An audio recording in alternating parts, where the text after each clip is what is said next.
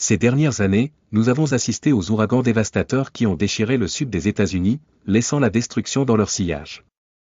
Les ouragans Helen et Milton, en particulier, ont été parmi les tempêtes les plus destructrices de l'histoire récente, provoquant une dévastation généralisée, détruisant les maisons et déplacé d'innombrables familles.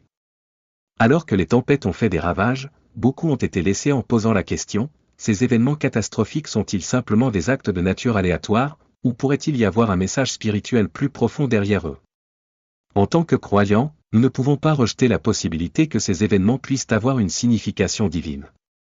Tout au long de la Bible, Dieu utilise des catastrophes naturelles comme moyen de communiquer avec son peuple, souvent comme des avertissements ou des appels au repentir.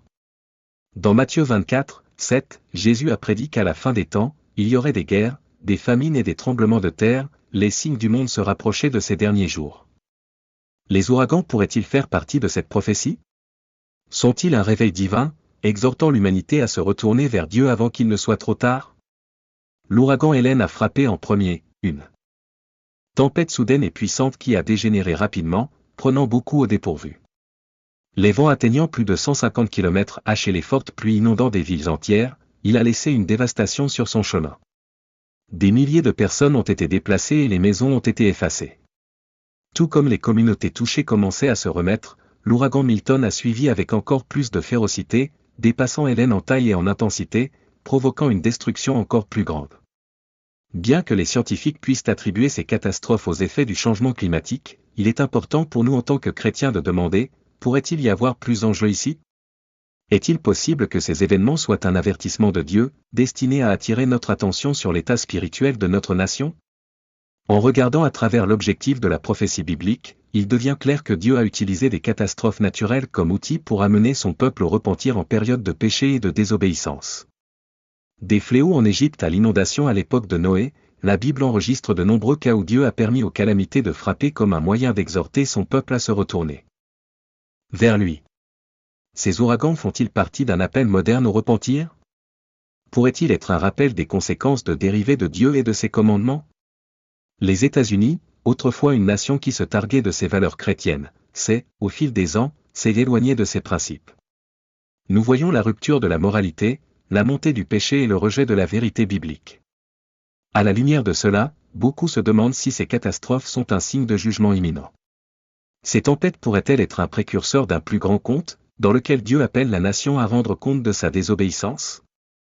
La Bible nous offre un avertissement clair dans 2 Chroniques 7h14, où Dieu dit, « Si mon peuple, qui est appelé par mon nom, s'humiliera et priera et cherchera mon visage et se détourne de leur mauvaise voie, alors j'entendrai du ciel et pardonnera leurs péchés et guérira leur terre. » Cette écriture nous invite à réfléchir sur l'état de nos cœurs et de notre nation. C'est un appel à l'humilité, à la prière, au repentir et à un retour aux valeurs qui ont autrefois façonné notre terre. Ces ouragans pourraient-ils être un signal divin, nous exhortant à nous humilier devant Dieu, à chercher son pardon et à passer du chemin pécheur que nous avons choisi? Alors que nous assistons à la fréquence et à l'intensité croissante des catastrophes naturelles, nous ne devons pas les rejeter comme de simples coïncidences. Au lieu de cela, réfléchissons à la signification spirituelle de ces événements. Dieu est un Père aimant, et comme tout parent, il avertit ses enfants lorsqu'ils descendent un chemin dangereux. Ces ouragans pourraient être sa façon de nous rappeler, nous exhortant à reconsidérer la direction dans laquelle nous nous dirigeons et à revenir vers lui avec des cœurs repentants. Il est temps pour le peuple de cette nation de tenir compte de l'avertissement, de prier avec ferveur et de se retourner vers le Créateur qui tient toutes choses entre ses mains. Nous ne devons pas attendre une nouvelle dévastation pour nous forcer à admirer Dieu. Répondons à cet appel divin avec foi, humilité et un engagement renouvelé à vivre conformément à sa volonté. Les tempêtes peuvent venir, mais par le repentir et la prière, nous pouvons trouver la paix et la guérison dans les bras de notre Père céleste. Va s'humilier et prier et chercher mon visage. Et se tourner de leur mauvaise voie, alors j'entendrai du ciel, et je pardonnerai leurs péchés et guérirai leur terre. Cet appel de 2 Chroniques 7h14 est un puissant rappel que la guérison de notre nation commence par le repentir et un retour à Dieu. Mais la question que nous devons nous poser aujourd'hui est, les États-Unis ont-ils vraiment recherché le visage de Dieu, ou a-t-il continué à tomber dans l'obscurité spirituelle plus profonde? L'un des signes les plus flagrants de cette obscurité est la question de l'avortement, qui contredit directement le commandement de Dieu, « Vous ne tuerez pas », Exode 20h13. Des millions de vies innocentes ont été prises et les cris de ces vies ont atteint le ciel lui-même. Mais l'avortement n'est pas le seul domaine où la nation s'est égarée. La redéfinition du mariage, que Dieu a établi entre un homme et une femme dans Genèse 2h24, a été légalement modifiée pour inclure des syndicats de même sexe, contestant directement l'ordre divin. Ces actions sont des rébellions claires contre les commandements de Dieu. Encore plus préoccupant est la façon dont les valeurs bibliques sont systématiquement rejetées dans notre culture. La prière et les enseignements chrétiens ont été retirés. Des écoles, et une culture du relativisme moral a pris racine, où la distinction entre le bien et le mal est continuellement floue. Cette confusion morale n'est pas seulement une conséquence de mauvaises décisions, c'est le fruit d'une nation tournant le dos à Dieu, embrassant le péché au lieu de la sainteté. Nous devons nous demander, les catastrophes naturelles que nous assistons sont-elles simplement coïncidentes, ou sont-elles le reflet du jugement de Dieu sur notre nation? La Bible parle clairement de la réponse de Dieu à la rébellion. Isaïe 24h20 décrit comment « la terre baisse comme un ivrogne, gêné par le poids de sa rébellion, et qu'il tombera, jamais à remonter ». La fréquence et l'intensité croissante des ouragans, des tremblements de terre et d'autres catastrophes pourraient-elles être la façon dont Dieu nous signale que nous sommes au milieu d'une crise spirituelle? Dans Luc 21h11, Jésus a mis en garde contre les « grands tremblements de terre », les famines et les pestilences à divers endroits, comme signe de la fin des temps. Ce ne sont pas seulement des événements aléatoires, ils s'alignent sur les prophéties bibliques sur la tourmente qui précéderait le retour du Christ. Les ouragans, les tremblements de terre et les crises mondiales auxquelles nous sommes confrontés peuvent très bien faire partie de l'accomplissement de ces prophéties, signalant que la fin est proche. Mais ces catastrophes ne sont pas seulement des événements physiques, ce sont des appels de réveil spirituel. Jésus a averti dans Matthieu 25:13 de « surveiller, parce que vous ne connaissez pas le jour ou l'heure ».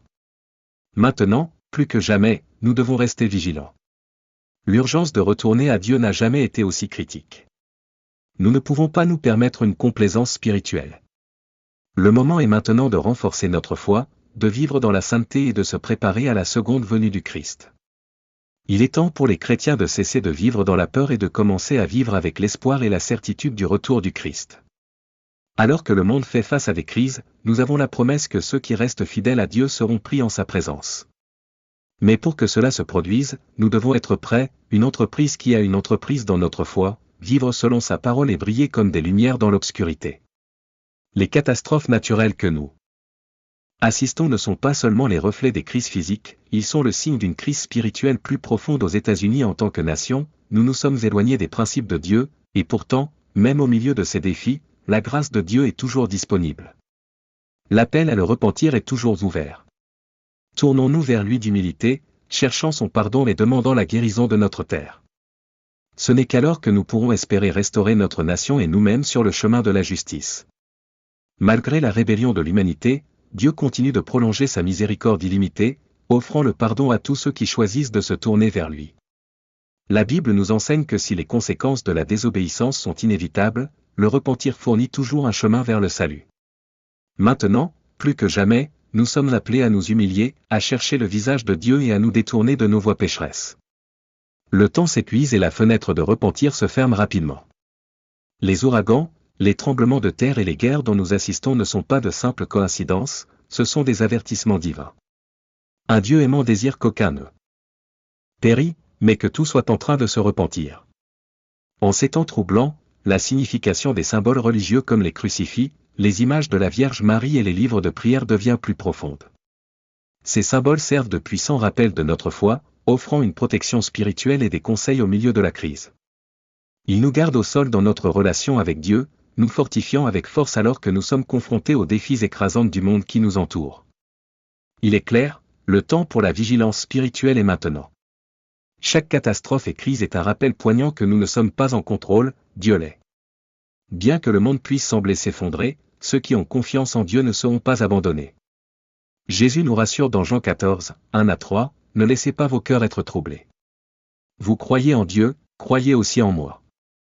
La maison de mon Père a de nombreuses chambres. J'y vais pour préparer un endroit pour vous. » Cette promesse d'espoir éternel se tient ferme, même face à l'agitation. Au-delà des catastrophes naturelles, nous devons également réfléchir aux changements profonds qui se produisent dans l'Église catholique sous le Pape François.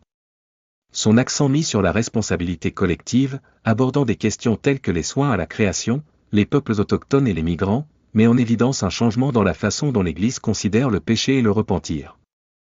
Le pape François appelle l'Église à demander pardon au nom de l'humanité pour ses péchés collectifs, signalant une évolution vers une plus grande inclusivité et une conscience sociale.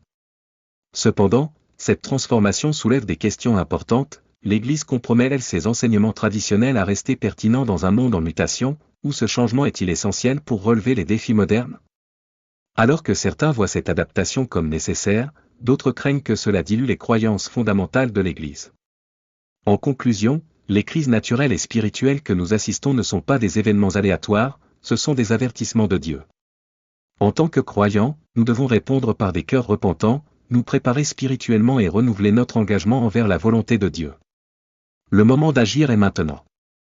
Nous devons rester vigilants, rester connectés à Dieu par la prière et partager son message d'espoir et de salut. Le temps de revenir à Dieu s'épuise, mais il est encore temps de choisir le chemin de la rédemption. Merci d'avoir fait partie de ce voyage. Votre engagement rend cette exploration significative et percutante. Puissiez-vous trouver de l'espoir et de l'inspiration alors que nous continuons à naviguer ensemble dans l'expérience humaine.